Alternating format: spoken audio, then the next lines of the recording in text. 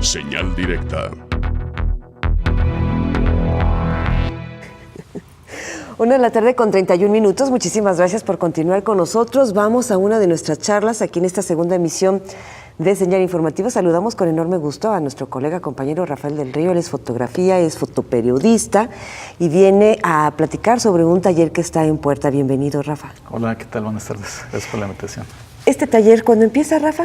Está programado a empezar el 19 de mayo en el Museo de la Ciudad. En realidad está pensado en dos talleres que pueden dialogar entre sí. Es un taller de fotografía documental y un taller también de video documental. En el caso del taller de video documental lo daría Diego Reynoso y en el caso del taller de foto lo haría yo, ¿no? Y la idea es que quien esté interesado en conectarse, en integrarse en los dos talleres lo pueda hacer, o si quiere hacer solamente tomar uno, pues lo haga también de la misma forma, ¿no? Resistencia y esperanza.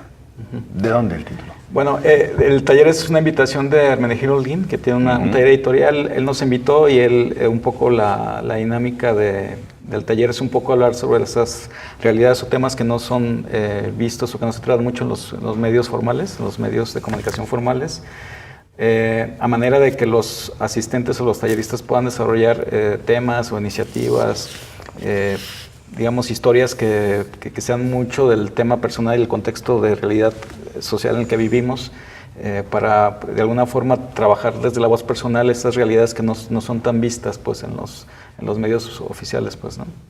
En Rafael del Río, bueno, pues el título Resistencia y Esperanza dice mucho, es lo que yo creo que la mayoría estamos sintiendo y deseamos aquí en nuestro México.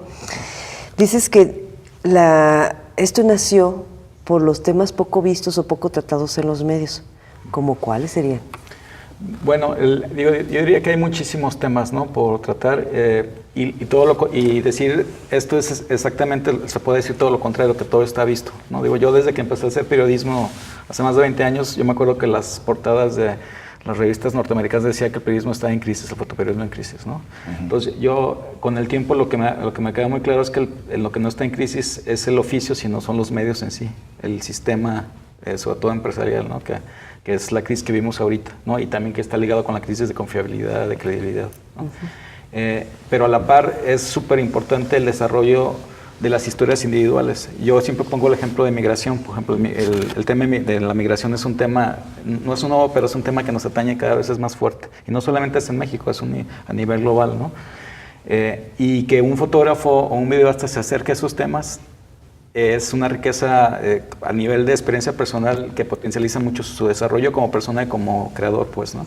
Ese es uno de los temas que yo diría, por ejemplo, que es un buen ejemplo para hablar de esto. Y no se puede decir que el tema de migración ya está visto, ya está tratado, porque cada historia de un migrante es una historia distinta. Y cada encuentro de un fotógrafo o de un videoasta ante esa realidad es una experiencia distinta para el que lo hace. Entonces, el desarrollo de ese tipo, ejemplo, de historias, pero a partir de la voz, de la iniciativa de cada persona, es lo que detona la apertura de ventanas, realidades que valen la pena contar. Y como eso pueden ser muchas, ¿no? Una parte, por ejemplo, del taller que yo tengo planeado son tratar las historias íntimas o personales, ¿no? Que tiene que ver con las historias familiares, quizá, con las historias muy cercanas a tu contexto, que a veces lo obviamos. Y yo se los digo desde mi experiencia personal, por ejemplo, tengo tiempo haciendo fotos en realidad con mi familia, pero cada vez más a nivel un poquito más documental. Y cuando escucho a mi mamá, sobre todo hablando de historias así, de su historia infantil, por ejemplo, que es tan fácil, oye, ¿tú qué te regalaban en tu cumpleaños, ¿no?, cuando eras niña? Y ahí parten muchísimas de las historias que ahora bueno, por lo menos yo me entiendo por qué soy así o de dónde vengo, ¿no? Porque no es tan obvio ese tipo de respuestas, ¿no? Entonces, tratar esos temas o realidades o venas que tienen que ver con uno mismo, pues son los que detonan historias que te nutren, pues, como persona, ¿no? Rafa, justamente con lo que nos comentabas hace unos momentos, me ganaste parte de la pregunta que te quería hacer, es si en realidad existe esa crisis y si los medios se han transformado.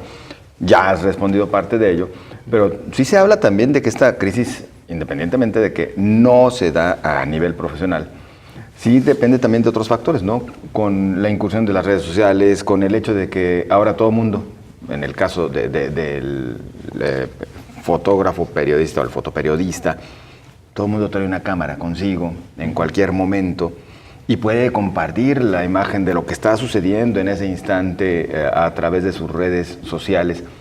¿Esta se convierte realmente en una competencia o en un área de oportunidad? ¿Cómo la percibes desde tu visión? Pues yo veo como dos realidades. Una que se hace muy rico la oportunidad de que la tecnología hizo que se democratizara el lenguaje fotográfico, ¿no? Ya ahorita cualquiera puede tener un celular y, como dices, tener un registro de un hecho.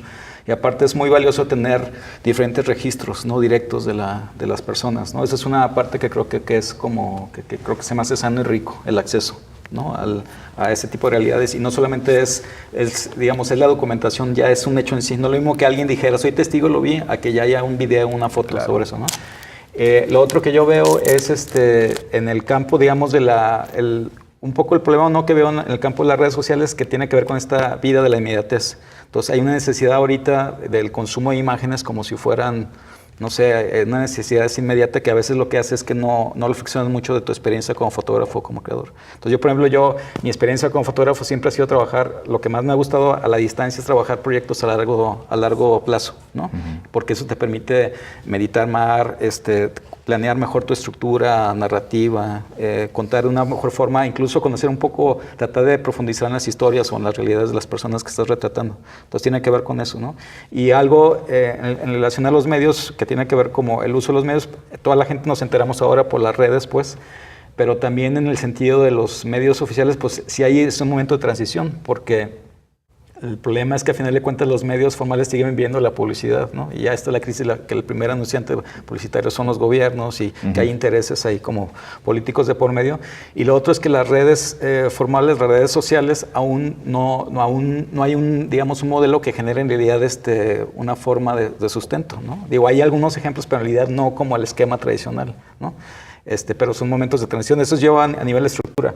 Lo otro es que sí es muy importante utilizar las redes, ¿no?, para la difusión de trabajo, pero yo sí pondría un poquito, o por lo menos de mi experiencia, son trabajos más a profundidad, entonces prefiero como guardar y poco a poco sacarlos a esa necesidad de estar publicando y exponiendo lo que haces, ¿no? Son como realidades distintas, ¿no? Además, por lo que estás diciendo, Rafael, bueno, ustedes también, nuestros compañeros y colegas, trabajan como lo hacemos desde el otro lado, ¿no? Los de coyuntura y los que hacen trabajos a profundidad. Tú lo mismo haces, pero con la imagen. Y a lo que señala José Ángel, a lo que te escucho, yo pues también subo mis fotos a redes, pero miras qué feas están. Nada que ver con tu lente y tu óptica, por ejemplo, y la de otros compañeros, ¿no? Bueno, sí, un poco andando en las preguntas que decían, es que yo asocio mucho esta idea del lenguaje fotográfico, es exactamente igual que como era la escritura, ¿no? Es decir, todos aprendemos en la escuela a redactar una carta, ¿no? A no sé, hacer una receta, ¿no? A hacer una redacción así simple. Pero no cualquiera podemos hacer una poesía, un cuento, una novela, ¿no? Entonces en la foto pasa igual. Cualquiera podemos usar una cámara o un celular para hacer una imagen, pero eso no implica tener una estructura como narrativa de lo que implica el lenguaje fotográfico, por ejemplo, el audiovisual. Entonces ahí es la diferencia un poco. O sea, sí. Y muchos autores pues, hablan mucho de eso, ¿no? Que a pesar de que vivimos en una era visual, pues hay mucho analfabetismo en relación a lo... Yo pienso mucho en la fortaleza o en la fuerza o en el poder que puede tener la imagen, ¿no? Porque ahí se detona muchísimo. O sea, como todos nos enteramos, o la parte de la imagen está muy ligado a la cuestión de la recepción de las emociones y eso, todavía falta muchísimo valorar y trabajar ese sentido. Porque, bueno, evidentemente los medios han volcado un poco sus propuestas cada vez más a lo visual, porque la gente se entera más en lo visual, pero aún falta muchísimo trabajar el sentido como de recepción, de un poco al final de cuentas tiene que ver con procesos de educación, pues, ¿no? Tanto en grupos formales que puede hacer talleres, escuelas, universidades, y a niveles también, pues, en general de cualquier receptor, ¿no? De un mensaje. ¿Extrañas la fotografía análoga, Rafa? Pues fíjate que sigo usando para ciertos proyectos y lo chistoso es que, por ejemplo, algo que me ha gustado mucho, siempre trato de combinar formatos, ¿no? Pero algo que sí que me ha gustado en particular es trabajar con una cámara de juguete. Es una cámara de plástico que vale 400 pesos.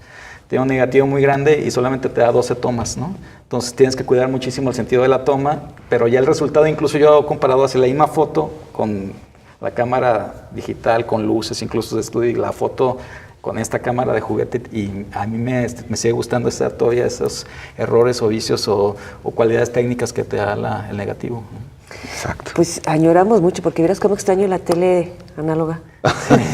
Cuando me dicen, ay, te estoy viendo en digital, ay, por favor. Oye, Rafael, se nos está agotando el tiempo. Para quien nos está escuchando, decirle que nuestro compañero Rafael del Río es un colega multipremiado.